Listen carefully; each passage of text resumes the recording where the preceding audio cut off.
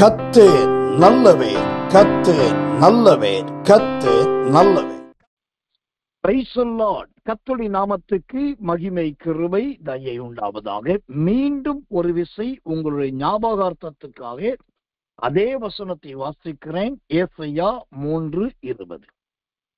சிறப்பூசணங்களையும் பாத சரங்களையும் மார்க்கச்சைகளையும் சுகந்த பரணிகளையும். இங்கு பாத சரங்கள் என்கிறதான ஒரு வார்த்தை, பாத சரங்கள் என்கிறதான ஒரு பொருளை குறித்து இங்கு வாசிக்கிறோம். நீங்க ஏசாயாவின் புத்தகம் 3ஆம் அதிகாரம் 16 முதல் 26 வரைக்கும் நிதானமாய் படித்து பார்த்தால் சில பொருட்களுடைய பேர் இருக்கும், பக்கத்திலேயே சரீரத்தின் சில அவயவங்களுடைய பேர் இருக்கும். சில பொருட்களுடைய அணிகலன்களுடைய ஆபரணங்களுடைய பேர் இருக்கும், பக்கத்திலேயே அதற்கு இணையாக மேம்படுத்துவதற்கு அதுவான சில அடையாளங்கள் அங்க இருக்கும். அந்த வரிசையிலே இங்க பார்க்கிறோம் பாத சரங்கள். இந்த பாத சரங்கள் என்பது 2 இடத்துலதான் வேதத்திலே சொல்லப்பட்டிருக்கிறது. ஒன்று ஏசாயாவின் புத்தகம் 3ஆம் அதிகாரம் 20வது வசனம். 2வது என்னாகமத்தின் புத்தகம் 31ஆம் அதிகாரம் 50வது வசனம். இந்த 2 இடத்துல மட்டும்தான் இந்த பாத சரங்கள் என்கிறதான பொருளை குறித்து நாம் பார்க்க முடியும். இந்த பாத சரங்களை குறித்து வேத விற்பன்னர்கள், வேதாகம அறிஞர்கள், வேதத்தை மொழிபெயர்த்தவர்கள், வேதம் சார்ந்தவர்கள் சொல்லுகிறது என்னன்னாக்கா, இது அன்றைக்கு இருந்த கர்த்தர் நல்லவர் ஆசாரியர்களுடைய துணைவியார்கள், இல்லாவிட்டால் பிரதானிகளுடைய லேவியருடைய மனைவிமார்கள், அவர்கள் உடுத்துகிறதான சங்கிலிகள், பாத சங்கிலிகள் என்று சொல்லுகிறார்கள். அதாவது விசேஷமானவர்கள், பிரதானமானவர்கள், கனத்துக்குரிய பெண்கள், அவர்கள் அணிகிறதான ஒரு சங்கிலிகள், பாத சங்கிலிகள். அதை இன்றைக்கு நம்முடைய தமிழ் சொல்லின்படி சொல்லணும் அப்படின்னாக்கா இது கொலுசு என்று நாம் சொல்லலாம். தேவனுடைய நாமத்துக்கு மகிமை உண்டாவதாக. ஆனால் இந்த பாத சரங்கள் என்பது சோத்திரம் இங்கு சங்கிலிகள் என்று நாம் எடுத்துக்கொண்டாலும் அதற்கு இன்னொரு பெயர் வேதத்தில் இருக்கிறது. என்னாகமத்தின் புஸ்தகம் 31ஆம் அதிகாரம் 50வது வசனம் வாசிக்கிறேன். என்னாகமும் 31:50. ஆகையால் கர்த்தருடைய சந்நிதியில் எங்கள் ஆத்துமாக்களுக்காக பாவ நிவர்த்தி செய்யும் பொருட்டு எங்களுக்கு கிடைத்த பொற்பணிகளாகிய பாத சரங்களையும். இங்கு பாத சரங்களுக்கு சொல்லப்படுகிற இன்னொரு வேதாகம பெயர் பொற்பணிகள், பொற்பணிகளாகிய பாத சரங்கள். அது எங்களுக்கு கிடைத்த பொற்பணிகளாகிய பாத சரங்கள். அப்படின்னாக்கா அன்றைக்கு அந்த சீயோன் குமாரத்திகள், ஆசாரியருடைய துணைவியார்கள் அல்லது கனத்துக்குரிய ஸ்திரீகள் அணிந்த அந்த கால் சங்கிலிகள் என்கிற கொலுசுகள், பாத சரங்கள் எதனால் செய்யப்பட்டிருந்ததுனாக்கா நல்ல பொன்னினால் செய்யப்பட்டதாய் இருந்திருக்கிறது. பொற்பணிகள் அப்படின்னாக்கா பொன்னினால் வேலைப்பாடு நிறைந்தவைகள், நல்ல பொம்மைகள், நல்ல வளையங்கள், நல்ல கோடுகள், நல்ல சோத்திரம் சங்கிலிகள், ஒன்றோடு இணைத்தல், இப்படி பொன்னினால் தங்கத்தினால் வேலைப்பாடு நிறைந்ததாய் அழகாய் காணப்பட்டது. அதுக்கு பேர் தான் பாத சரங்கள். அதனாலதான் இங்கு பொற்பணிகள் என்று சொல்லப்படுகிறது. ஒன்று இந்த பாத சரத்துக்கு பேர் பொற்பணி. 2வது சங்கிலிகள். அந்த சங்கிலிகள் தான் காலில் போடக்கூடிய சங்கிலி. சோத்திரம் கர்த்தருக்கு மகிமையுள்ளதாகும். அதுதான் இந்நாட்களிலே பெண்களுக்கும் பெண் பிள்ளைகளுக்கும் நாம் உடுத்துகிறதான தங்க கொலுசு, வெள்ளி கொலுசா நாம் பார்க்கிறோம் கடந்து போல். ஆக மொத்தம் இந்த பாத சரங்கள் என்பது ஒரு காலத்துல பெண்களும் ஆசாரியருடைய வீட்டாரும் லேவியருடைய வீட்டாரும் அப்புறம் சீயோன் குமாரத்திகளும் உடுத்துகிறதா இருந்தாலும் இந்த பாத சரங்கள் என்பதை நான் எப்படி எடுத்துக்கொள்ளுகிறேன் என்று சொன்னால், அது தேவனுடைய பாதங்களோடு ஒப்பிட்டு பார்க்க விரும்புகிறேன். ஏனென்று சொன்னால், வேதத்திலே விபச்சாரத்தை குறித்து, வேசித்தனத்தை குறித்து பார்த்தாலும் சரி, அல்லது சோத்திரம் பரிசுத்தத்தை குறித்து, சுத்தத்தை குறித்து பார்த்தாலும் சரி, எதையுமே தேவனோடு தான் ஒப்பிட்டு பார்க்க வேண்டியதா இருக்கிறது. ஒரு ஸ்திரீ விபச்சாரம் செய்து விட்டால் அவளை கையுமையுமா பிடித்து கொண்டு வந்தார்கள், நேர இயேசுகிட்டதான் கொண்டு வந்தாங்க. அவளுக்கு சரியான ஒரு தீர்ப்பு வழங்கினது இயேசு கிறிஸ்து தான். அப்போ விபச்சார சம்பந்தப்பட்ட காரியத்தை பார்க்கும் போதும், அது இயேசுவோடு ஒப்பிட்டு பார்க்கும் போதும் அதுல ஒரு நியாயம், நீதி கிடைக்கும்.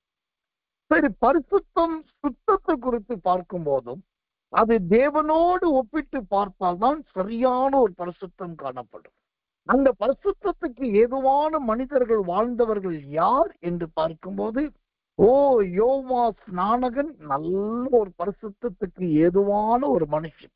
வேதத்திலே கரைப்படாத எந்த ஸ்திரீகளோடும் எந்த கரைகளோடும் ஒப்பிட்டு பேச முடியாத, அதே சமயத்திலே பாவம் செய்கிறவர்களை எச்சரிக்கிற மனுஷனாயினான். ஆனால் இந்த யோவாசாவுடைய தொடர்பு எங்க இருந்ததுன்னா இயேசுவோடு இருந்தது. அதனாலதான் இயேசு சொன்னார், ஸ்திரீகளிடத்தில் பிறந்தவர்களில் யோவாசானகனை பார்க்கலும் பெரிய தீர்க்கதரிசி ஒருவனும் இல்லை. அப்ப பரிசுத்தத்தை குறித்து ஒப்பிடணும், சுத்தத்தை குறித்து ஒப்பிடுவதற்கும் இயேசுதான். இப்ப எதையுமே இயேசுவோடு ஒப்பிட்டு பார்த்தால் அதுல சரியான ஒரு சத்தியம் கிடைக்கும். அதே போல இந்த ஏசாயா 3ஆம் அதிகாரம் 20ஆம் வசனத்தில் சொல்லப்படுகிற இந்த பாத சரம் என்று சொல்லக்கூடிய சூத்திரம் பொற்பணிகள் என்று சொல்லக்கூடிய சங்கிலிகள், இதை நான் இயேசுவோடு ஒப்பிட விரும்புகிறேன். இந்த வார்த்தையை கொஞ்சம் நீங்க நல்ல அதாவது விளங்கி கொண்டு பார்த்து பாருங்க. பாத சரங்கள் அப்படின்னா என்ன அர்த்தம்னா, பாதத்துல கணுக்காலுக்கு மேலே சரம் சரமாய் உடுத்தி இருக்கிறது. விதவிதமாய் வேறு வேறு மணிகள், வேறு வேறு சோத்திரம் தங்கங்கள், வெள்ளிகள், இப்படி சரம் சரமாய் உடுத்தி, அதான் பாத சரங்கள். இப்போ ஒரு பெண் உடுத்தக்கூடிய, ஒரு விசேஷமான உடுத்தக்கூடிய பாத சரத்துக்கு இவ்வளவு விளக்கம்னா, தேவனுடைய பாதங்களை நாம் கவனித்தால் அது எப்படிப்பட்டதா இருக்கு. தேவன் எனக்கு கொடுக்கப்பட்ட நேரத்துக்குள் ஆண்டு அனுமதிக்கிறபடி தேவனுடைய சில வித்தியாசமான பாதங்களை உங்களுக்கு நான் இந்த பாத சரத்துக்கு இணையாக காண்பிக்க விரும்புகிறேன். முதலாவதாக யாத்திரையாகமத்தின் புஸ்தகம் 26ஆம் அதிகாரம் 19வது வசனத்தை வாசிக்கிறேன், ஜெபத்தோடு கவனிங்கள். யாத்திரையாகமம் 26:19. அந்த 20 பலகைகளின் கீழ் வைக்கும் 40 வெள்ளி பாதங்களை உண்டு பண்ணுவாயாக. ஒரு பலகையின் கீழ் 2 கலந்துகளும் 2 பாதங்களும், மற்ற பலகைகள் அது 2 கலந்துகளும் 2 பாதங்களும் இருக்க வேண்டும். கர்த்தருடைய நாமத்துக்கு மகிமை உண்டாவதாக. இன்னொரு வசனத்தை வாசிக்கிறேன். அதே யாத்திரையாகமம் 24ஆம் அதிகாரம் 10வது வசனம். யாத்திரையாகமம் 24:10. இஸ்ரவேலின் தேவனை தரிசித்தார்கள். அவருடைய பாதத்தின் கீழ் நீல கல் இழைத்த வேலைக்கு ஒப்பாகவும் தெளிந்த வானத்தின் பிரபைக்கு ஒப்பாகவும் இருந்தது. அல்லேலூயா. இந்த யாத்திரையாகமத்தின் புஸ்தகம் 24ஆம் அதிகாரம் 10வது வசனத்தை வாசிக்கும் போது, இங்கு முதலாவது தேவனுடைய பாதத்தை பார்க்கிறோம். அது எப்படி இருந்ததுனால், நல்ல நீல கல்லுக்கு ஒப்பாய் இருந்தது. நீல கல். கர்த்தருடைய நாமத்துக்கு மகிமை, கிருபை, தயை உண்டாவதாக. இந்த நீல கல் என்கிறது என்ன? ஆண்டவருடைய பாதம் நீலக்கல்லாய் இருந்தது. அது நல்ல சுத்திர பாத சரத்துக்கு இணையாய் இருக்கிறது. அது நல்ல பணிகளுக்கு ஒப்பாய் இருக்கிறது. சரசரமாய் உடுத்தப்பட்ட சங்கிலிக்கு இணையாய் இருக்கிறது. அதிலே ஒன்றுதான் நீல கல் போல பாதங்கள் இருக்குது. இந்த நீலக்கல் என்பது எதை குறிக்கிறது? யோபுவின் புஸ்தகம் 28ஆம் அதிகாரம் 16வது வசனம். யோபு 28:16. ஓப்பீரின் தங்கமும் விலையேறப்பட்ட கோமேதகமும் இந்திர நீல கல்லும் அதற்கு ஈடல்ல. இங்கு பார்க்கிறோம், இந்த நீலக்கல் என்பது விலையேற பெற்ற ஒன்று என்று பார்க்கிறோம். இந்த நீலக்கல்ல சொல்லும் போது ஓப்பீரின் தங்கம் அங்கு சொல்லப்படுது, விலையேற பெற்றது என்று சொல்லப்படுகிறது. 3வது கோமேதகம் என்று சொல்லப்படுகிறது. இந்த 3ஐயும் பக்கத்தில் வச்சுட்டு அதுக்கெல்லாம் இது ஈடு கிடையாது. அப்போ இந்த பாத சரம் என்பது முதலாவது தேவனுடைய அழகான நீலக்கல் பதிந்த அந்த பாதங்களை காண்பிக்கிறதா இருக்கு. அது என்ன ஆச்சரியம்னா, அந்த யாத்திரையாகமம் 24:10 சொல்லுகிறது. 9ஆம் வசனமும் 10ஆம் வசனத்தை வாசிக்கிறேன். பின்பு மோசையும் ஆரோனும் நாதாபும் அபியவும் இஸ்ரவேலுடைய மூப்பரில் 70 பேரும் ஏறி போய் இஸ்ரவேலின் தேவனை தரிசித்தார்கள். அவருடைய பாதங்களின் கீழே நீல கல் இழைத்த வேலைக்கு ஒப்பாக தெளிந்த வானத்தின் பிரபைக்கு ஒப்பாகவும் இருந்தது. இப்போ இது கர்த்தர் நல்லவன். ஏறத்தாழ ஒரு 74 பேர், மூப்பர்ல 70 பேர், நாதாபு அபியு 2 பேர், 72 பேர், மோசையும் ஆரோனும், மொத்தம் 74 பேர் போய் பார்க்கும்போது அவங்களுடைய பாதத்தை பார்க்கிறாங்க. அது நல்ல ஒரு விலையேற பெற்றதா இருக்கிறது. அது நல்ல ஓப்பீரின் தங்கத்துக்கு ஒப்பாய் இருக்கிறது. அது நல்ல கோமேதகத்துக்கு ஒப்பாய் இருக்கிறது. ஆனா அதெல்லாம் வைக்கும் போது இந்த நீலக்கல்லுக்கு ஒப்பானதாய் அல்ல, அதை விட நேர்த்தியானதாய் இருக்கிறது. இப்போ இங்கதான் ஒரு சத்தியம் இருக்கிறது. என்ன சத்தியம்? இந்த நீலக்கல் என்பது விலையேறப்பட்டது என்று சொல்லப்பட்டிருக்கிறது. இந்த செய்தியை கேட்கிற எனக்கு மிகவும் பிரியமான விசுவாச தெய்வ பிள்ளைகளே, நீங்கள் இன்னும் விலையேற பெற்றவர்களாகத்தான் இருக்கிறீர்களா, அல்லது விலை குறைந்து போனவர்களாய், தரம் தாழ்ந்து போனவர்களாய், அல்லது விலை மதிக்க முடியாத மசோத்திரம் விலைக்கு வைக்கப்பட முடியாதவர்களாய் காணப்படுகிறீர்கள்? நீங்க யோவான் சுவிசேஷம் 2ஆம் அதிகாரத்தை நல்லா படிச்சு பார்த்தீங்கன்னா, அந்த இயேசு கிறிஸ்துவானவர் எருசலேமின் தேவனுடைய ஆலயத்துக்குள் நுழைகிறார். அங்க இருந்ததுலயே அங்க நிறைய வியாபாரம் நடக்குது, தொழில் நடக்குது, விற்பனர்கள் இருக்கிறார்கள், வியாபாரிகள் இருக்கிறார்கள், கொள்முதல் பண்ணுகிறவர்கள் இருக்கிறார்கள், போவோரும் வருவோரும் இருக்கிறார்கள், நிறைய பொருட்கள் எல்லாம் இருக்கு.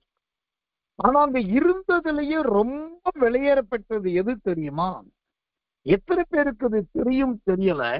நான் கிருபையை முன்னிட்டு சொல்லுவேன், அந்த தேவாலயத்துல தேவன் சாட்ட ஒரு கயிற்றினாலே ஒரு சாட்டையை உண்டு பண்ணி எல்லாரும் அடிச்சு துரத்தும் போது அங்க இருந்தவைகளில் விலையேற பெற்றது எது என்று சொன்னால், வாசிக்கிறேன், யோவான் 2ஆம் அதிகாரம் 16ஆம் வசனம்.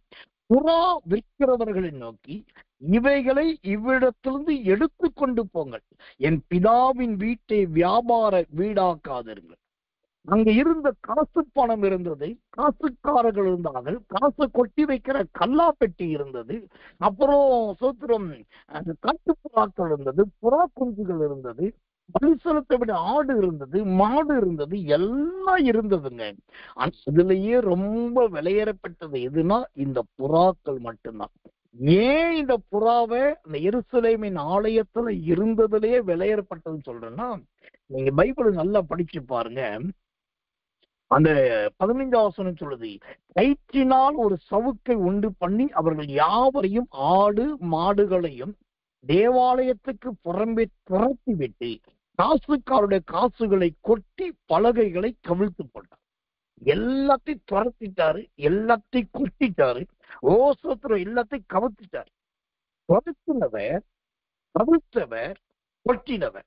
ஆனா புறாக்கள்கிட்ட வந்த உடனே ரொம்ப ஹானரபிளா, ரொம்ப ரெஸ்பெக்டடா, ரொம்ப கூலா பார்த்தா சொல்றாரு, இவைகளை எடுத்து கொண்டு போங்க. ஏன் இயேசுவுக்கு தெரியாதா? ஒரு ஆணிய புடுங்குனாக்கா அந்த கூட்டோடைய கதவு திறக்கும், புறாவெல்லாம் பறக்கும். ஓசோத்திர கூட்ட தூக்கி தலைக்கிற கவுத்துட்டாக்கா அந்த புறாவோட கூடு கீழே கவலும், புறாவெல்லாம் பறக்கும். அவர் நிலத்தை செய்திருக்கலாம். எல்லாத்தையும் அடித்தாரு, எல்லாத்தையும் துரத்தினாரு, எல்லாத்தையும் கவிழ்த்தாரு, எல்லாத்தையும் விரட்டினாரு. ஆனா புறாக்கள்கிட்ட வந்த உடனே எடுத்துக்கொண்டு போங்களாரு. ஏன்னா இந்த புறா தான் கபடற்றதாயிருக்கு. அப்போ நம்முடைய பாதங்கள் இயேசுவின் பாத சரங்களை போல மாறணும். நம்முடைய பாதங்கள் நீலக்கல்லை போல இருக்கணும். பாத சரங்களை போல நம்முடைய பாதங்கள் விலையேறப்பட்டதாய் இருக்கணும். நாம் இந்த புறாவை போல கபடற்றவர்களாய் இருந்தால் நாமும் விலையேறப்பட்டவர்களாய் மாறும். அல்லேலூயா. இந்த விலையேறப்பட்டவர்களாய் நீங்க மாறுங்க சகோதரி, சகோதரன். கிருபையை இழந்தவர்களாய், அபிஷேகத்தை இழந்தவர்களாய், அடையாளத்தை இழந்தவர்களாய், மகிமையை இழந்தவர்களாய் அல்ல. பைபிள்ல நான் கண்டு ஆச்சரியப்பட்ட ஒரு சத்தியம் உண்டு. ஒரு நாள் எலியாவை ஏசபேல் என்கிற ராஜகுமாரத்தி ஓட ஓட வர, கடைசியில ஒரு கட்டம் வரும்போது அவளுக்கு பயந்து ஜீவனுக்கு தப்பி எலியாவை ஓடியாச்சு. நீண்ட நாள் ஆகிறது. கர்த்தர் சொல்றாரு, நீ போய் உன்னை ராஜாவுக்கு காண்பின்றார். வரும்போது எலியா வர்றாரு. வரும்போது எப்படி திரும்ப வந்தாரு? ரெட்டு உடுத்திக்கிட்டு, சாம்பலை போட்டுக்கிட்டு, சாக்கு பைய தெரிச்சுக்கிட்டு, வேறு மனுஷன் போல, தீர்க்கதரிசி இல்லாதது போல, சுத்திரம் ஒரு அழுக்கான கந்தையான வஸ்திரத்தோடு தன்னையே உருமாட்டிட்டு வந்தாரு தேசத்துக்குள்ள. அந்த பக்கம் ராஜா வர்றார். இப்ப பார்த்தாக்கா அவர் கேட்கிறாரு, நீ தீர்க்கதரிசி அல்லவா அப்படின்னு. நல்லா கவனிக்கணும். இதுதான் அந்த விலையேறப்பட்ட அனுபவம். என்னதான் ரூபத்தை, கிருபைய, மகிமையை இழந்தாலும் உங்களுக்குள் அந்த பாத சரம் என்கிற நீலக்கல்லுக்கு ஒப்பான ஒரு விலையேறப்பட்ட தேவ பிள்ளையா இருந்தீங்கன்னா உங்களை இந்த உலகம் மறக்காது, உங்களை இந்த ஊழியங்கள் மறக்காது. அது சரியாய் அடையாளம் கண்டு கொள்ளும். ஒரு புறாவை பார்த்துட்டு இது எடுத்துக்கொண்டு போங்கள் என்று சொல்லுகிறாரே, அவருடைய பார்வைக்கு அந்த புறா ஒரு விலையேறப்பட்ட இந்த சுத்திரம் மாற்று வஸ்திரத்தோடு ரட்டு உடுத்தி கொண்டிருக்கிற அந்த மனுஷனை பார்த்துட்டு நீ தீர்க்கதரிசி அல்லவா அப்படின்னு ஒருத்தர் சொல்றான் அப்படின்னாக்கா அவனுக்கு கூட தீர்க்கதரிசி கண்டுபிடிக்க முடியுது. அப்ப தீர்க்கதரிசியின் கோலம் அங்கு அழிக்கப்பட முடியல. கடைசி வரைக்கும் அவருடைய ஊழியத்துல எலியா வெளியேற பெற்றவராகவே இருந்தா, ஒரு நீல கல்லாகவே, ஒரு இந்திர நீளத்தை போலவே இருந்தார். இதுதான் பாதசரம். அந்த பாதசரத்தின் முதல் அடையாளம் தேவனுடைய பாதம் நீலக்கல்லுக்கு ஒப்பாடும். கர்த்தர் நல்லவே, கர்த்தர் நல்லவே, கர்த்தர் நல்லவே. ஆண்டவருடைய நாமத்துக்கு மகிமையும் கிருபையும் தயவும் உண்டாவதாக. இந்த பாதசரத்துக்கு ஒப்பாக தேவனுடைய பாதத்தை சொல்லணும்னாக்கா, இரண்டாவதாக நாகும் தீர்க்க தரிசனத்தின் புஸ்தகம் 1ஆம் அதிகாரம் 3வது வசனத்தை வாசிக்கும் போது அங்கு தேவனுடைய இன்னொரு பாதத்தை குறித்தும் அவருடைய பாதசரத்தை குறித்தும் நாம் பார்க்கலாம். நாகும் தீர்க்க தரிசனத்தின் புஸ்தகம் 1ஆம் அதிகாரம் 3ஆம் வசனம். கர்த்தர் நீடிய சாந்தமும் மிகுந்த வல்லமையும் உள்ளது. அவர்களை ஆக்கினை இல்லாமல் தப்புவிக்க மாட்டார். கர்த்தருடைய வழி சுழல் காற்றிலும் பெருங்காற்றிலும் இருக்குது. மேகங்கள் அவருடைய பாத தூளாயிருக்கிறது. இங்கு கர்த்தருடைய பாதங்களை பார்க்கிறோம். அவருடைய பாதங்கள் இரண்டாவது எப்படிப்பட்டதா இருக்கிறது? நல்ல மேகங்கள் நிறைந்ததை போல இருக்கு. கர்த்தருடைய நாமம் உயர்த்தப்படுவதாக, கர்த்தருடைய நாமம் கனப்படுவது. இப்ப ஆண்டவருடைய பாதத்தை சொல்லும் போது மேகங்களுக்கு இணையாய் ஆண்டவருடைய பாத சரம், அவருடைய திவ்ய பாதங்கள் முதலாவது நீலக்கல்லுக்கு இணையாயிருக்குது, இரண்டாவது மேகங்களுக்கு ஒப்பாயிருக்குது. இந்த மேகங்கள் என்பது என்ன? இந்த மேகங்கள் என்பது எப்படி, எதை காண்பிக்கிறதா இருக்கிறது? யோபுவின் புஸ்தகம் 22ஆம் அதிகாரம் 14வது வசனம். யோபு 22:14. அவர் பாராதபடிக்கு மேகங்கள் அவருக்கு மறைவாய் இருக்கிறது, பரமண்டலங்களின் சக்கரத்திலே அவர் உலாவுகிறார் என்று சொல்லுகிறீர். அல்லேலூயா. இந்த பாத சரங்கள் என்பது தேவனுடைய பாதத்தின் இரண்டாவது அனுமானத்தை காண்பிக்கிறது. அந்த இரண்டாவது அனுமானம் எதை குறிக்கிறதுனா, அவருடைய பாதங்கள் மேகங்கள் மேல் இருக்கிறதும் மேகத்துக்கு உள்ளே இருக்கிறதும் மேகத்தை போல இருக்கிறதை காண்பிக்கிறது. கர்த்தருடைய நாமத்துக்கு மகிமை, கிருபை, தயை உண்டாவதாகும். அப்ப இந்த மேகங்கள் என்பது என்ன? அதைத்தான் நாம் வாசித்தோம் யோபு 22:14. அது ஏறத்தாழ பரமண்டலங்களுக்கு போகிற சக்கரத்துக்கு இணையான. நமக்கு மேகம் என்பது எப்படி தெரியுது? பஞ்சு போல தெரியுது, பஞ்சு மெத்த போல தெரியுது, அப்படியே காத்துல பறக்கிறது போல தெரியுது, நகண்டு போற மாதிரி தெரியுது, மழை காலத்துல விலகிறது மாதிரி தெரியுது, வெயில் காலத்துல வர்றது மாதிரி தெரியுது, ராத்திரில வசத்துல இருளா தெரியுது, பகல்ல நல்ல வெள்ளையா தெரியுது. இதுதான் மேகங்களை பார்க்கும்போது நமக்கு தெரிவது. ஆனா அந்த மேகங்கள் கர்த்தருக்கு எப்படி இருக்கிறது என்று சொன்னால், அது பரமண்டலங்களுக்கு ஏறி போகிற அவருக்குரிய சக்கரங்களாய் இருக்கிறது. அல்லேலூயா. இதைத்தான் ஒரு இடத்துல கர்த்தர் சொன்னார், உன் நினைவுகள் என் நினைவுகளும் அல்ல, என் வழிகள் உன் வழிகளும் அல்ல. நீங்க அது மேகத்தை மேகமா பார்க்கிறாய் மகனே, ஆனா நானும் அந்த மேகத்தை சக்கரமாய் மாற்றி இருக்கிறேன்.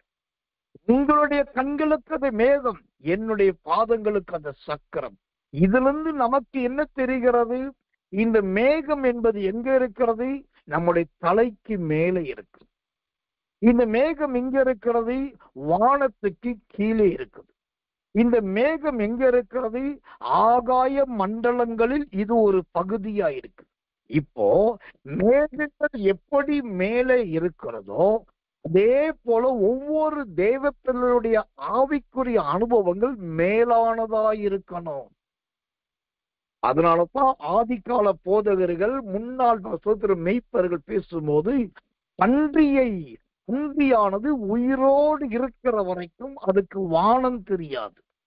ஒரு நாள் பன்றியை பிடித்து 4 கால்களை கட்டி ஒரு கம்பிலை கோர்த்து அதை தூக்கி கொண்டு போகும்போதுதான் அந்த பன்றி சொல்லுமா, ஐயோ இவ்வளவு காலமா மேல பார்க்கலையே, ஒரு வானம் இருக்குது, ஒரு மேகம் இருக்குது, நல்ல வெளிச்சம் இருக்குது, பளிச்சன் இருக்குது, அங்க இருந்தா சூரியன் வருது, இதெல்லாம் இருக்கு, தெரியாம போச்சு, இன்னைக்கு தானே பார்க்கிறேன்.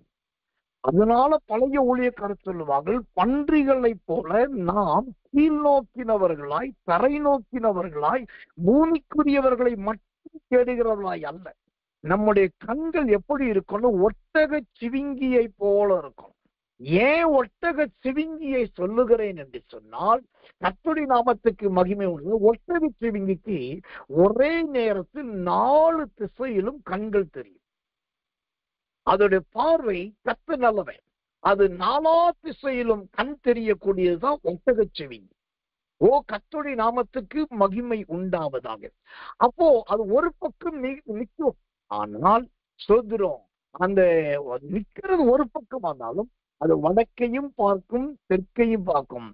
சோதரம் சில விலங்கின நிபுணர்கள் சொல்லுகிறார்கள், அந்த ஒட்டக சிவிங்கிக்கு முன்பக்கத்துல பார்வை எவ்வளவு தூரமா எவ்வளவு கூர்மையா இருக்குதோ அதே அளவுக்கு ஓசோத்திர பின்னாடியும் அதோட பார்வை தூரமாகவும் இருக்கும், கூர்மையாகவும் இருக்கும். அப்போ தேவ பிள்ளைகளாகிய நம்முடைய ஜீவியம் இந்த பாத சரங்கள் என்று சொல்லப்படும் போது, 2வது அந்த பாத சரங்கள் தேவனுடைய மேகங்களை காண்பிக்கிறது. அந்த மேகங்கள் உயரத்தில் இருக்கிறதை போல நம்முடைய சாட்சி உயரத்தில் இருக்கணும், நம்முடைய ஜீவியம் உயரத்தில் இருக்கணும், நம்முடைய காரியங்கள் ஆவிக்குரிய வாழ்க்கை உயர்ந்ததா இருக்கணும். அது தாழ்ந்ததாய் பூமியை நோக்கினதாய் இருக்க கூடாது. கர்த்தருக்கு மகிமையும் கிருபையும் உண்டாவதாக. என்னைக்கு இந்த மேகங்களை போல அண்ணாந்து பார்க்கிறவர்களாய் இருக்கிறோம், வாசல்களே உங்கள் தலைகளை உயர்த்துங்கள். அப்போ நம்முடைய தலையை உயர்ந்து இருப்பதுதான் தேவ சித்தம். தலை தாழ்ந்து இருக்கக்கூடாது, தலை குனிஞ்சு நிக்கிறவளா இருக்கக்கூடாது. இயேசு கிறிஸ்துவை பாருங்கள், கையை மைமை பிடிச்சாச்சு, அப்புறம் பிலாத்துவின் அரண்மனைக்கு கொண்டு போயாச்சு, நியாயத்திற்கு பண்ணியாச்சு. ஒரு பக்கத்துல அதிபதியாகி பிலாத்து சிங்காசனத்துல உட்கார்ந்துருக்கு, மறுபக்கத்துல பிரதான ஆசாரிகள் இருக்காங்க, இன்னொரு பக்கத்துல வேத பண்டிதர்கள் இருக்கிறாங்க, மற்றவர்கள் இருக்கிறாங்க. இது எல்லாத்த விட முன்னாடி ஜனங்க இருக்காங்க.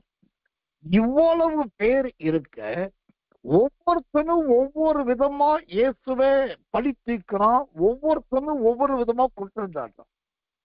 அந்த இடத்துல இயேசுவானவர் தன்னை உயர்த்திதான் வைத்திருந்தான். எப்படி உயர்த்தினா தெரியுமா? திடீரென்று அவன் பிலாத்து கேட்கிறான், நீர் யூதர்களின் ராஜாவா? உடனே சொல்லிட்டார், ஆம் என்று சொன்னார், நான் யூதர்களின் ராஜா தான். மற்றதை கேட்கும் போது மௌனமா இருந்தாரு. ஆனா யூதர்களின் ராஜாவான்னு கேட்கும்போது, நான் யூதர்கள் ராஜா தான் ஒத்துக்கிறேன் அப்படின்ட்டார். அந்த இடத்துல அந்த பிலாத்துவினால் மாறுத்தான் சொல்ல முடியல, யாராலும் அதை தடுக்க முடியல. இப்ப கவனிங்க, ஒரு பாடுகள் நேரத்துல கூட தன்னை அநேகர் கேலி கிண்டல் ஏளனம் நையாண்டி பண்றது, தாடி மயிரை பிடிச்சு இழுக்கிறது, அன்னத்துல ஓங்கி அறைகிறது, இப்படியா பதில் சொல்றது, திருப்பிச்சு அடிக்கிறது, கல்லெறியோ போடுறது, அப்புறம் சிலுவையில் அறையுங்கள் சொல்லும் போது இவ்வளவு கேலி கிண்டல் இவ்வளவு பரிசுமத்தலுக்கு மத்தியில ஆண்டவர் தன்னை எப்படி வைத்திருந்தார்னா மேகங்களை போல உயரமாகவே வைத்திருந்தார். இன்னைக்கு நம்முடைய ஜீவியத்துல இன்னும் ஒரு இக்கட்டு வந்துட்டா, இன்னும் ஒரு பிரச்சனை வந்துட்டா, சின்ன ஒரு சோறு வந்துட்டா, யாராவது கேவலமா அவலட்சணமா அசிங்கமா யாரோடு ஒப்பிட்டு ஏதோ ஒண்ணு பேசிட்டாக்கா அப்படியே இருதயம் உடையுது, மனசு கலங்குது. ஆண்டவரே நீர் அவளை சபையும் அவங்க இப்படி பண்ணிட்டாங்களே, இப்படி பேசிட்டாங்களே, என்னை நான் நீதிமான் என்பதை காண்பியும், என்னென்னமோ நம்ம செய்யறோம். அந்த இடத்துல அப்படியே நம்ம தலை தாழ்ந்துருது, முகம் சுருங்கி போயுது. காயினுடைய முகநாடி வேறுபட்டதை போல பல நேரத்துல முகநாடி வேறுபடுது. ஆனா இயேசுவானவரை பார்த்து கற்றுக்கொள்ளுங்கள். அவருடைய பாத சரங்கள், அவருடைய பாதங்கள் நியாய தீர்ப்புல நிற்கும் போது கூட ராஜாவின் பாதங்களாகத்தான் நிற்கிறது. அதனாலதான் அவருடைய பாதங்களை சொல்லும் போது அது மேகங்களுக்கு ஒப்பாய் இருக்கிறது. அல்லேலூயா. இந்த ஒரு அழகான ஆவிக்குரிய மேன்மை, இந்த ஒரு உயர்த்தப்படுதல் உங்கள்கிட்ட இருக்குதா? நான் ஆவிக்குரிய காரியத்துல ஊழியத்தின் பாதையில பார்த்து அல்லது அனுபவித்து ரொம்ப துக்கப்பட்ட ஒரு காரியம் என்னன்னாக்கா, உதாரணத்துக்கு சொல்லுகிறேன். உதாரணத்துக்கு ஒரு சகோதரர், அவர் ஒரு விசுவாசி, கிட்டத்தட்ட ஒரு 18 வருஷமா 20 வருஷமா உடனே போயிட்டு இருக்காரு. ஆனா அங்க அடிமையாகவே இருந்து போறது வர்றது மட்டும்தான் வேலை. அப்புறம் கொடுக்கிற வேலைகளை செய்யறது மட்டும்தான் வேலை. எந்த விதத்திலும் கர்த்தருக்காக எழும்புறதோ, பாட்டு பாடுறதோ, ஆராதிக்கிறதோ, சுவிசேஷம் சொல்றதோ, ஊழியம் செய்யறதோ, ஆத்துமாதம் செய்யறதோ, பிரசங்கம் பண்றதோ அங்க கிடையாது, அனுமதியும் கிடையாது. ஆனா திடீரென்று கர்த்தர் அப்படிப்பட்ட ஒரு சகோதரனை நம்மிடத்தில் கொண்டு வந்து சேர்க்கிறார். இப்ப நம்முடைய வேலையை என்ன? உடனே எல்லாரையும் தூசி தட்டுறது, குப்பையை தட்டுறது, அவங்கள்ட்ட இருக்கிற அழுக்கு தூசி குப்பை கெட்ட பழக்க வழக்கங்கள் அல்லது தேவையில்லாத எதையுமே நம்ம பார்த்தது இல்லை. அவங்கள உடனே என்கரேஜ் பண்றது, அவங்கள நல்ல இன்ப சுதந்திரம் தட்டி கொடுக்கறது, அவங்களுக்கு ஒரு ஊழியத்தை கொடுக்குறது, ஒரு பாட்டு பாட சொல்றது, ஆராதனை செய்ய சொல்றது, இல்லாட்டி ஒரு ஜெபம் பண்ண சொல்றது, ஒரு கூட்டத்தை நடத்த ஏதோ ஒண்ணு பண்ண சொல்றோம், இல்லாட்டி ஒரு ஊழியத்தை உருவாக்கி நம்ம கொடுக்கிறோம். இப்ப நடந்தது என்ன?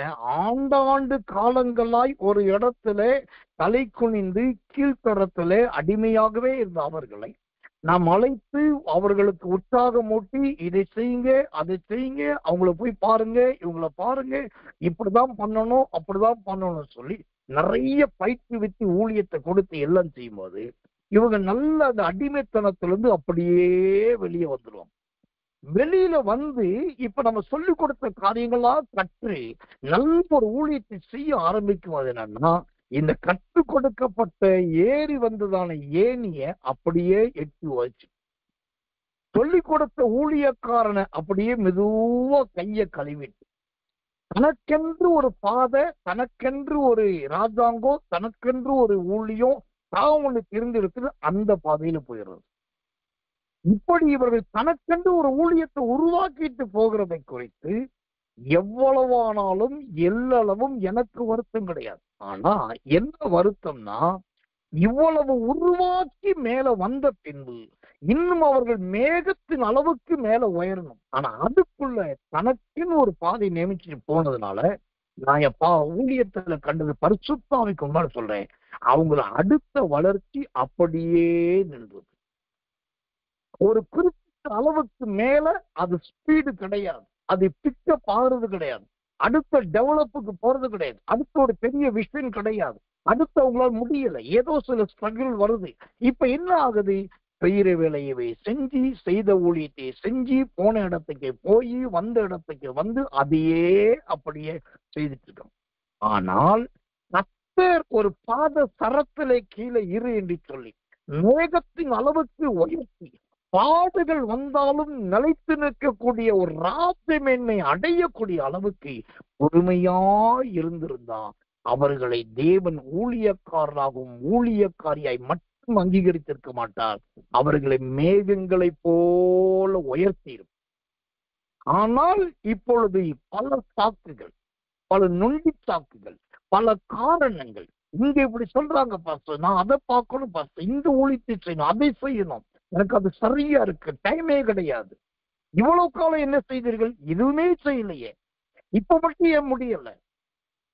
இதுக்கு ஒரே காரணம், தனக்கென்று ஒரு பாதை இருதயத்தின்படி தீர்மானித்துக் கொள்ளுது. இதனால பலருடைய ஜீவியம் இந்த இயேசுவின் பாதங்கள் மேகங்கள் மேல் நிற்கிறதை போல இவர்கள் உயரத்தில் போய் நிற்பது கிடையாது, குறிப்பிட்ட அளவில் அப்படியே நின்று விடுகிறார்.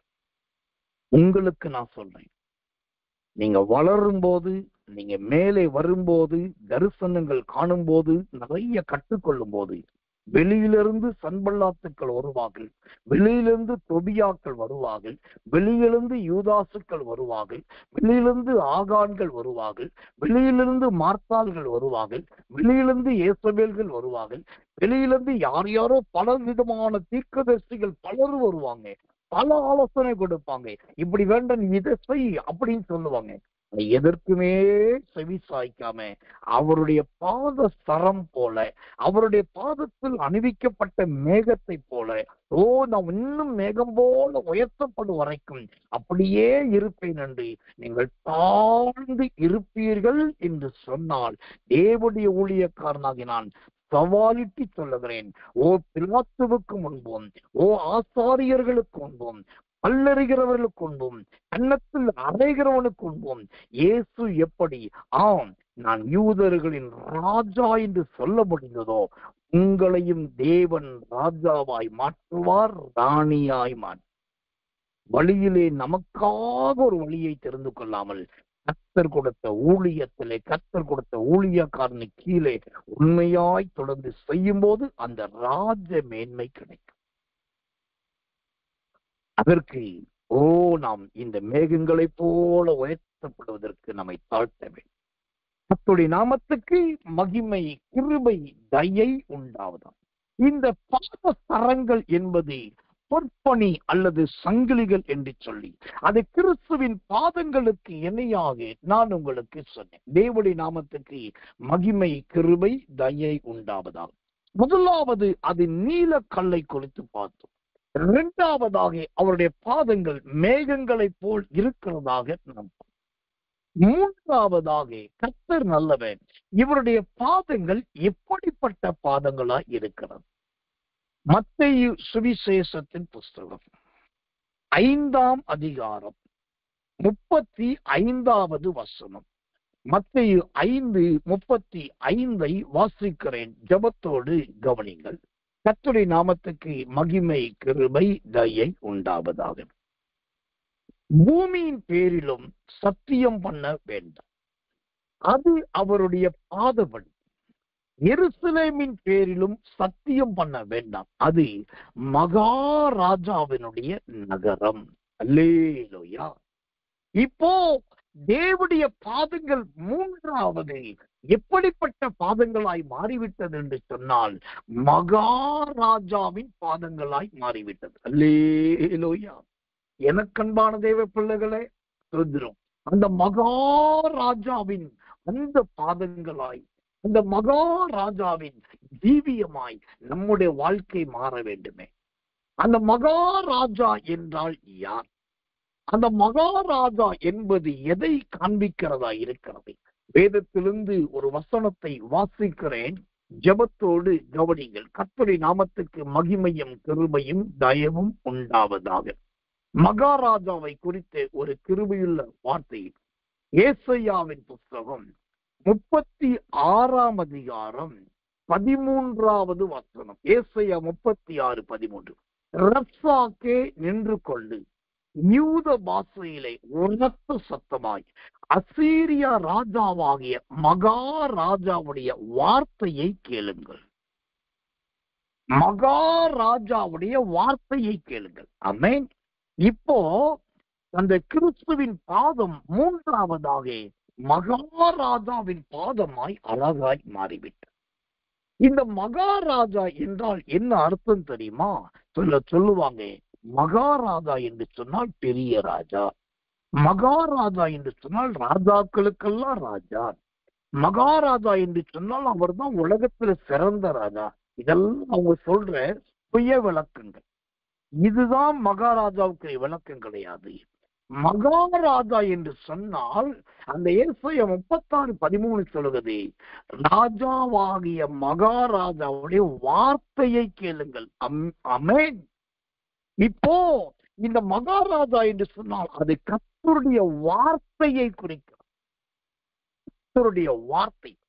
நீலக்கல் என்று சொன்னால் எப்படி அது வெளியேற பெற்றதோ, ஓசத்திர மேகங்கள் என்று சொன்னால் அது எப்படி உயரமானதோ, அதே போல் மகாராஜா என்பது அவருடைய வார்த்தையை குறிக்கிறது. மகாராஜாவின் வார்த்தை வந்துட்டா, ஓ இளவரசர்கள் எல்லாம் கேட்கணும், இளவரசிகள் எல்லாரும் கேட்கணும், ராஜகுமாரர்கள் கேட்கணும், ராஜகுமாரத்திகள் கேட்கணும், பிரபுக்கள் கேட்கணும், மந்திரிமார்கள் கேட்கணும், தானாபதிகள் கேட்கணும், ஆயக்காரர்கள் கேட்கணும், லேவியர்கள் கேட்கணும், மந்திரவாதிகள் கேட்கணும், ஓசத்திரம் இன்னும் கல்தையர்கள் கேட்கணும். இவங்க எல்லாருமே இந்த ராஜா சொல்றத மட்டும்தான் செய்ய முடியும், ராஜா சொல்றதுதான் கேட்க வேண்டும். ஏன்னா மகாராஜாவின் வாயில என்ன இருக்கிறது? வார்த்தைகள் இருக்கிறது. அல்லேலூயா. இன்றைக்கு இந்த பாதசரம் என்று சொல்லக்கூடிய கிறிஸ்துவின் பாதங்களை குறித்து தியானிக்கிற தேவனுடைய சத்தியத்திலே ஆண்டுடைய வார்த்தை உங்களோடு பேசிக் கொண்டிருக்கிறோம். ஆண்டுடைய வார்த்தை உங்களை தேடி வருகிறது. ஓ, மகாராஜாவின் வார்த்தை எப்படி தெரியுமா இருக்கும்? அது சிங்கம் கர்ஜிக்கிறதை போல இருக்கும். கர்த்தர் நல்லவே, கர்த்தர் நல்லவே, கர்த்தர். மகாராஜாவின் வார்த்தை ஓசத்திரம் அது பர்வதங்களை நடுங்க பண்ணக்கூடியதும், அது சீயோனுக்கு ஏற்றதும், நல்ல வடிப்பமான நேர்த்தியான வார்த்தைகளும், நல்ல சர்வ பூமிக்கு சந்தோஷத்தை கொடுக்கக்கூடியது. அதுதான் மகாராஜாவின் வார்த்தை. சிலர் மகாராஜாவின் வார்த்தைன்னா வெட்டு 1 துண்டு 2 அப்படின்றாங்க. தெய்வம் நின்றே கொள்ளும், அரசன் அன்றே கொள்ளுவான், அதான் மகாராஜாவின் வார்த்தைன்றாங்க. சில மகாராஜாவின் வார்த்தைன்னா அது ரொம்ப பயமா இருக்கும்ன்றாங்க. இந்த மகாராஜாவின் வார்த்தை எப்படிப்பட்டதா இருக்கும்? அற்புதமான ஒரு வசனத்தை வாசிக்கிறேன். சங்கீதங்களின் புஸ்தகம் 48ஆம் சங்கீதம் 2வது வசனம். சங்கீதம் 48:2. வட திசையில் உள்ள சீயோன் பர்வதம் வடிப்பமான ஸ்தானமும் சர்வ பூமியின் மகிழ்ச்சியுமாய் இருக்கிறது, அதுவே மகாராஜாவின் நகர். இந்த மகாராஜா என்பது தேவனுடைய வார்த்தைக்கு இணையானது. அந்த வார்த்தை எப்படிப்பட்ட வார்த்தை பாருங்க.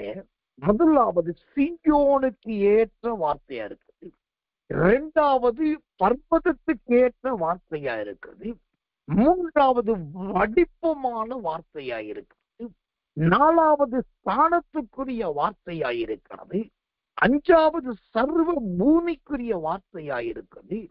ஆறாவது மகிழ்ச்சிக்குரிய வார்த்தையாயிருக்கிறது. ஏழாவது அது நகரம் என்கிற பரலோகத்துக்கு ஒப்பாயிருக்கு. இந்த சங்கீதம் 48:2 அந்த மகாராஜாவின் வார்த்தையை 7 விதத்துல பார்க்கிறோம். இந்த 7 விதத்துல முதலாவது சீயோன். இந்த சீயோன்றது வர்ற கர்த்தருடைய வார்த்தை எப்படிப்பட்டதா இருக்கும்? கரை திரை அற்றதா இருக்கும். 1 தெசலோனிக்கேயர் 5:23 சொல்லுகிறபடி ஆவி ஆத்மா சரீரத்துல கரை திரை அற்றவர்கள். அப்போ இந்த சீயோனின் வார்த்தை என்பது ஒன்று கரை திரை அற்றது. ஏன்னா இப்படிப்பட்ட கரைத்திரை இல்லாதவர்கள் மட்டும்தான் சீயோனுக்கு போக முடியும். அப்போ பாதஸ்வரம் என்கிற மகாராஜாவின் பாதம் கர்த்தருடைய வார்த்தை. அந்த கர்த்தருடைய வார்த்தையில முதல் வார்த்தை சீயோன் வார்த்தை, 2வது வார்த்தை பர்வதம். இந்த பர்வதம் எதை குறிக்கிறது? உயர்ந்து நிற்கிறதை, நிமிர்ந்து நிற்கிறதை காண்பிக்கும். கர்மேல் பர்வதம் இருக்கிறதுலேயே உயர்ந்தது. இந்த கர்மேல் பர்வதம் எங்க இருந்ததுன்னா பாரான் வனாந்தரத்துல இருந்தது. பாரான் வனாந்தரத்துலதான் கர்மேல் பர்வதம். ஏன் கர்த்தர் கொண்டு போய் கர்மேல் பர்வதத்துல பாரான் வனாந்தரத்துல வச்சார்னா, கடைசி காலத்துல 10,000 தூதர்களோடு கர்த்தர் 10,000 தூதர்களோடு வெளிப்பட போகிற இடம் அந்த பாரான் வனாந்தரத்துலதான். அந்த பாரான் வனாந்தரத்துலதான் இந்த கர்மேல் பர்வதம் இருந்தது. அதுதான் உயர்ந்து இருந்தது, உயரமாயிருந்தது. அப்ப பர்வதம் என்பது உயரம். அப்ப தேவனுடைய வார்த்தை என்பது முதலாவது சீயோன் என்கிற கரை திரை இல்லாத வார்த்தை. 2வது அவருடைய வார்த்தைகள் என்றைக்குமே உயர்ந்ததா இருக்கும். ஏரோது ராஜா இருக்கலாம், அர்க்கெலையு ராஜா இருக்கலாம், பல ராஜாக்கள் இருக்கலாம். ஆனா அந்த நாட்களில் கர்த்தருடைய வார்த்தை மட்டும்தான் பர்வதத்தை போல உயர்ந்தது. 3வது வடிப்பமான வார்த்தை. இந்த வடிப்பமான வார்த்தை எதை குறிக்க தெரியுமா? ஆண்டோட வார்த்தை என்னைக்குமே ஒரு ஸ்கொயரா, நல்ல ஒரு கட்டமாக, ஒரு பாக்ஸ் ஆக, அல்லது ஒரு சுத்திரம் வடிப்பமா, ஒரு நல்ல அழகானதா இருக்கும். ஆண்டோட வார்த்தை கொச்சமுச்சா கச்சமுச்சா அச்சமுச்சான் இருக்கு. சமீபத்துல ஒரு யூடியூப் செய்தியை நான் பார்த்தேன். தமிழ்நாட்டில ஒரு பிரபல்யமான ஊழியக்காரர் கைது செய்யப்பட்டார். இது எல்லாருக்கும் தெரிந்தது. அவரை குறித்து பலதரப்பட்ட செய்திகள் காட்டுத்தீயாய் ஆளாளுக்கு என்னென்னமோ பேசினாங்க. அப்போ ஒரு குறிப்பிட்ட வெளிநாட்டிலிருந்து ஒரு சகோதரி, ஒரு ஸ்திரீ கார்ல உட்கார்ந்துகிட்டு ரொம்ப ஜென்டிலா அவங்க சொல்றாங்க, நான் நேற்றைக்கு என்னை ஆவிக்குள் கொண்டு போனார். நான் பரலோகத்துக்கு போனேன், பிதாவை பார்த்தேன். பிதாவின் கையில ஒரு பேனா இருந்துச்சு. அந்த பேனாவை பிடிச்சு ஒரு பேப்பரை எழுதினாரு. அது எழுதும் போது இந்த ஊழியக்காரோட பெயரை எழுதி இத்தனாம் தேதி 26ஆம் தேதி அவர் விடுதலை ஆகிறார். ஏதோ ஒரு டேட்டு சொல்லி இந்த தேதியில அவர் ரிலீஸ் ஆயிடுவாரு. இது கர்த்தர் எனக்கு சொன்னார், இது கர்த்தர் எனக்கு கொடுத்த தரிசனம், இது நடக்கும் பாருங்க சொல்லி எல்லா சொல்றோம் பேஸ்புக்ல எல்லாத்துலயும் வந்துருச்சு. இதை எல்லாரும் ஆமோதிச்சாங்க, எதிர்பார்த்தாங்க. ஆனா பாருங்க அது நடக்கவே இல்லை. இப்ப இதை ஏன் சொல்றேன்னா, கர்த்தருடைய வார்த்தை இப்படி இருக்காது, சொல்லிட்டு மாற்றுவதா இருக்காது, அல்லது தடுமாற்றம் இருக்காது. அது நல்ல வடிப்பமா இருக்கும்னாக்கா 1000 வார்த்தையில 4 வார்த்தை தான் கர்த்தர் பேசுவாரு. அது அழகான செவ்வகமாய், சதுரமாய், வட்டமாய், நல்ல ஒரு சுத்திரம் அலங்காரத்தோடு காணும். அதுதான் கர்த்தருடைய வார்த்தை. இப்ப அந்த பாதஸ்வரம் என்கிறது 3வது அவருடைய வார்த்தைக்கு மகாராஜாவின் வார்த்தை. அந்த மகாராஜாவின் வார்த்தை 3வது வடிப்பமானது. 4வது ஸ்தானம். ஸ்தானம் என்பது எதை குறிக்க தெரியுமா? ஒரு இடத்தை குறிக்க. ஆண்டவருடைய வார்த்தையை நீங்க ஆதியாகமத்திலிருந்து வெளிப்படுத்தல் வரைக்கும் படிச்சு பாருங்க. தீர்க்கதரிசிகள் பேசின செய்திகளை பாருங்க. அவங்க கரெக்டா சீயோனை சொல்லி, எருசலேமை சொல்லி, அல்லது பாலான சோதோம் கொமோராவை சொல்லி, ஒரு ஸ்தலத்தை சொல்லிதான் பேசுவாங்க. ஏனோ தானவென்று பேச மாட்டார்கள். தேவனுடைய வார்த்தை ஒரு ஸ்தானத்துல ஆரம்பிக்கும், ஒரு ஸ்தானத்துல முடியும். ஒரு இடத்துல ஆரம்பிச்சு ஒரு இடத்துல முடியும். அது எங்கோ அப்படி ராக்கெட் பறக்கிற மாதிரிலாம் இருக்காது. இன்னைக்கு வர்ற ப்ராபர்சி ராக்கெட் ப்ராபர்சி வருது, தீர்க்க தரிசனம் வருது, ஹெலிகாப்டர் தீர்க்க தரிசனம் வருது, ரயில் தீர்க்க தரிசனம் வருது, என்னென்னமோ வருது. ஆனா தேவனுடைய வார்த்தை ஒரு ஸ்தானம். நல்லா கவனிக்கணும். கர்த்தரிடத்திலிருந்து ஒரு வார்த்தை வருதுன்னா அது உங்களை கொண்டு போய் ஒரு ஸ்தானத்துல நிக்க வைக்க போகுது. ஆபிரகாம்கிட்ட கர்த்தர் நீ போ, நான் உன்னை ஆசீர்வதிப்பேன். அவனை கர்த்தர் கொண்டு வந்து அழகான ஸ்தானத்துல நிறுத்தினான். மோசைய பார்த்துட்டு நான் கர்மலியின் கொடுமுடியில வந்து நில்லுன்னு சொன்னான். அவன் வந்தபோது கர்த்தருங்க பிரத்யேகமானான். அவனை கொண்டு போய் ஒரு ஸ்தானத்துல கர்த்தரோட வார்த்தை என்பது 4வது ஒரு ஸ்தானத்துக்குரியது. 5வதாக இந்த கர்த்தருடைய வார்த்தை எப்படிப்பட்டது? சர்வ பூமிக்குரியது. அல்லேலூயா. நான் எந்த தீர்க்கதரிசிகளையும் எந்த போதகர்களையும் எந்த ஊழியக்காரர்களையும் குறை சொல்ல விரும்பல. என் ஊழியமும் அது கிடையாது. என்னிடத்துல ஒரு தெய்வப்பிள்ளை இப்படி வாக்குவாதம் பண்ணுவாங்க. நீங்க சாத்தானை பத்தி பேசுறது கிடையாது, பிசாசை பத்தி பேசுறது கிடையாது, பேய குறித்து பேசுறது கிடையாது. நான் சொல்லுவேன், சாத்தானை குறித்து மட்டும் இல்லை, வேற எந்த ஊழியத்தை குறித்து பேச மாட்டேன். எனக்கு அதுக்கெல்லாம் நேரம் கிடையாது. சத்தியத்தை பேசவே நேரம் இல்லை. இப்ப நான் இதை ஏன் சொல்றேன்னா, இன்னைக்கு சில தீர்க்க தரிசனங்கள் தனித்தாள் தீர்க்க தரிசனங்களாயிருக்கு. ஆட்களுக்கு ஏற்ற தீர்க்க தரிசனமாயிருக்கிறது. அவர்கள் இருதயத்துக்கு ஏற்றபடி. ஆனா இந்த சங்கீதம் 48:2 சொல்லுது, கர்த்தருடைய வார்த்தை எப்படி வரும்னா, வந்தா அது சர்வ பூமிக்கும் வரும். அல்லேலூயா. எஸ்எஸ்கே சாமுவேலுக்கு கர்த்தர் ஒரு வார்த்தை சொல்றாருன்னா அது எஸ்எஸ்கே சாமுவேலுக்கு மட்டும் கிடையாது. எஸ்எஸ்கே சாமுவேலுடைய மூத்த மகனுக்கு உண்டு, மூத்த மருமகளுக்கு உண்டு, மூத்த பேத்திக்கு உண்டு, இளைய மகனுக்கு உண்டு, இளைய மருமகளுக்கு உண்டு, இளைய பேத்திக்கு உண்டு. என்னோடு கூட ஊழியம் செய்கிற ஸ்தானாபதிகளுக்கு அந்த வார்த்தை உண்டு, என்னோடு இருக்கிற கண்காணிகளுக்கு அந்த வார்த்தை உண்டு. எனக்கு வருகிற வார்த்தையின் ஒரு பகுதி என்னோடு இருக்கிற எல்லாருக்கும் பரவி போகும். ஒரு யோசேப்புக்கு தான் கர்த்தர் தீர்க்க தரிசனம் சொன்னார். ஆனா அந்த ஒரு யோசேப்பை கொண்டு எகிப்தையும் ஆசீர்வதித்தார், கானானையும் ஆசீர்வதித்தார். இதுதான் சர்வ பூமியின் வார்த்தை. இன்னைக்கு இருக்கிற தீர்க்கதரிசிகள், இன்னைக்கு இருக்கிற அப்போஸ்தலர்கள், இன்னைக்கு இருக்கிற ஊழியருடைய வார்த்தை இப்படி இருக்குதா? இல்லையே. ஆனா இங்கு அவருடைய பாதம் மகாராஜாவின் பாதம். அந்த மகாராஜாவின் பாதம் இங்கு அழகான சோத்திரம். கர்த்தர் நல்லவே, அது சர்வ பூமிக்குரியதா இருக்கு. 6வதா பாருங்க, இந்த கர்த்தர் வார்த்தையின் அடையாளம் அது எப்படி இருக்கு தெரியுமா? அந்த சங்கீதம் 48:2 சொல்லுது, மகிழ்ச்சி கொடுக்கக்கூடியதா இருக்கு. அல்லேலூயா. மகிழ்ச்சியா இருக்கிறோம். தேவனுடைய வார்த்தை 198% அது மகிழ்ச்சி தரக்கூடியது. கேட்கிறவர்களுடைய இருதய மகிழும். இயேசு கிறிஸ்து பிறந்த போது ஆட்டு மேய்ப்பர்களுக்கு மகிழ்ச்சி, வானத்தின் தூதர்களுக்கு மகிழ்ச்சி, சாஸ்திரிகளுக்கு மகிழ்ச்சி, யோசேப்புக்கு மகிழ்ச்சி, மரியாளுக்கு மகிழ்ச்சி, எலிசபெத்துக்கு மகிழ்ச்சி, சகரியாவுக்கு மகிழ்ச்சி, சிமியோனுக்கு மகிழ்ச்சி, அன்னாளுக்கு மகிழ்ச்சி, எல்லாருக்கும் மகிழ்ச்சி. கர்த்தருடைய வார்த்தை என்பது அது உங்களை குற்றப்படுத்தி, குறை சொல்லி, காயப்படுத்தி, ரத்தம் அடைய வச்சு, நீ பாவி, நீ துரோகி, செய்யக்கூடாது பண்ணிட்டு, நீதான் வேசி, நீதான் உபச்சார கல்ல, உனக்கு பரலோகம் கிடையாது, என்னைக்கு நரகத்தை தான் போவே, இப்படி சொல்லுவது மட்டும் கிடையாது. ஒரு கர்த்தருடைய வார்த்தை என்பது உடைந்த இருதயங்களுக்கு மகிழ்ச்சி, நெருங்கின உள்ளங்களுக்கு சந்தோஷத்தை, பரிதபிக்கிறவர்களுக்கு ஆனந்தத்தை கொடுக்கணுமே. இதுதான் அந்த கர்த்தருடைய வார்த்தை. 6வதாக 7வது, இந்த கர்த்தருடைய வார்த்தை ஒரு மனுஷனை எங்க கொண்டு போவது பாருங்க. அந்த சங்கீதம் 48:2 சொல்லுது, அதுவே மகாராஜாவின் நகரம். இந்த நகரம் எது தெரியுமாங்க? இந்த கர்த்தருடைய பாதம், அது சொல்ற பாத சரங்கள் என்பது ஒன்று பிற்பணி, 2வது சங்கிலிகள்.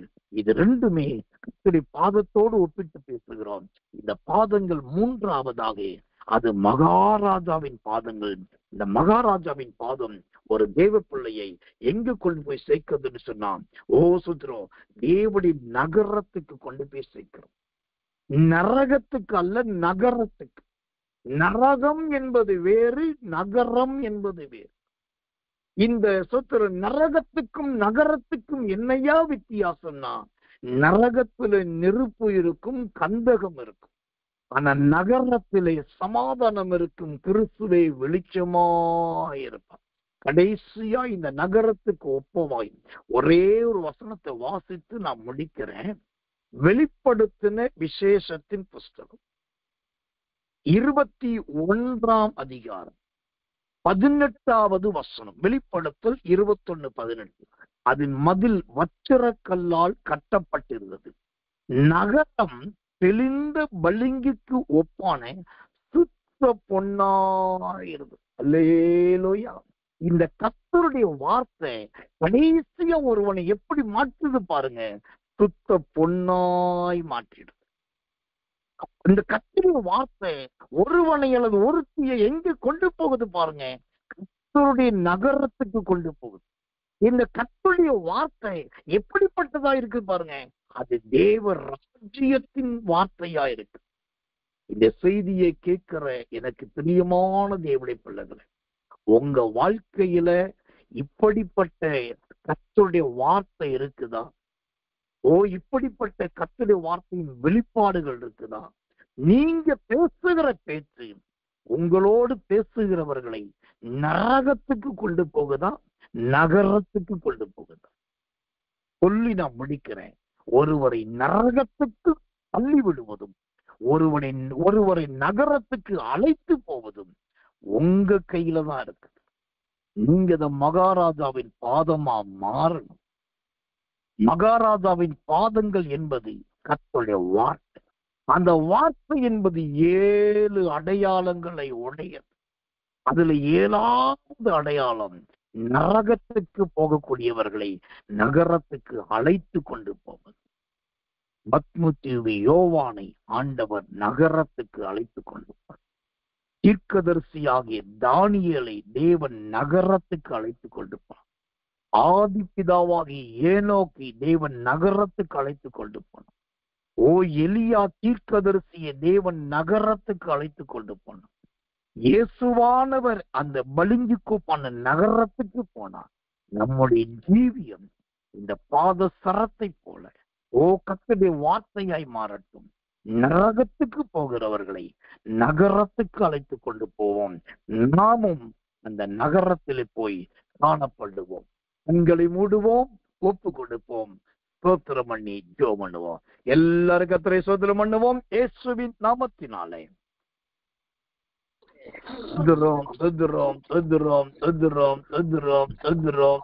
ஐயா.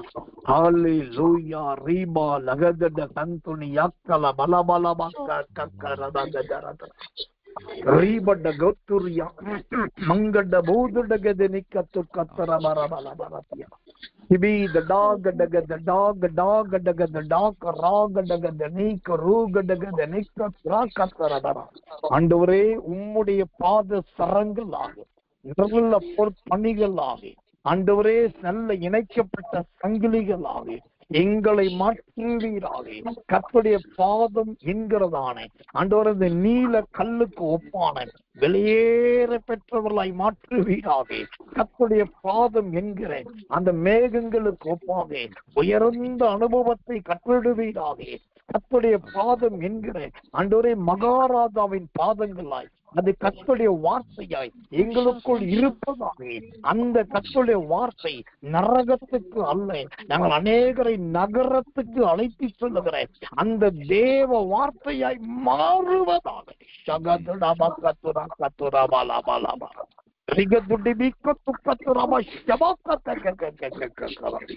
கிருபையே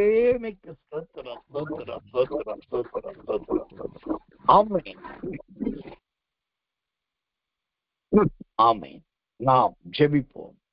அன்புள்ள நல்ல பரம பிதாவே, நல்ல அருமையான இந்த சாயங்காலம் கடந்த ராத்திரி நேரத்தில் இந்த இரவுக்கு இரவு ஜெபத்தின் மூலமாய் ஏசாயாவின் புஸ்தகம் 3ஆம் அதிகாரம் 20வது வசனத்திலிருந்து பாத சரங்கள் என்பதை குறித்து தியானிக்க கர்த்தர் கொடுத்த நல்ல கிருபைக்காக ஸ்தோத்திரம், தேவனுடைய தயவுக்காக ஸ்தோத்திரம். ஆண்டவரே, உங்களுடைய பாத சரங்கள் எப்படி நீலக்கல்லுக்கு ஒப்பாய் இருக்கிறதோ, உங்களுடைய பாதங்கள் எப்படி மேகங்களுக்கு ஒப்பாய் இருக்கிறதோ, உங்களுடைய பாதங்கள் எப்படி மகாராஜாவின் பாதங்களாய் இருக்கிறதோ, எங்களையும் அப்படி மாற்றும். நாங்கள் அநேகரை நரகத்துக்கு தள்ளி விடுகிறவர்களாய் அல்ல, நரகத்துக்கு போய் கொண்டிருக்கிற அநேகரை நகரத்துக்கு அழைத்து செல்கிறவர்களாய் மாற்றும். இந்த வார்த்தை எங்களுக்குள் உண்டாகட்டும்.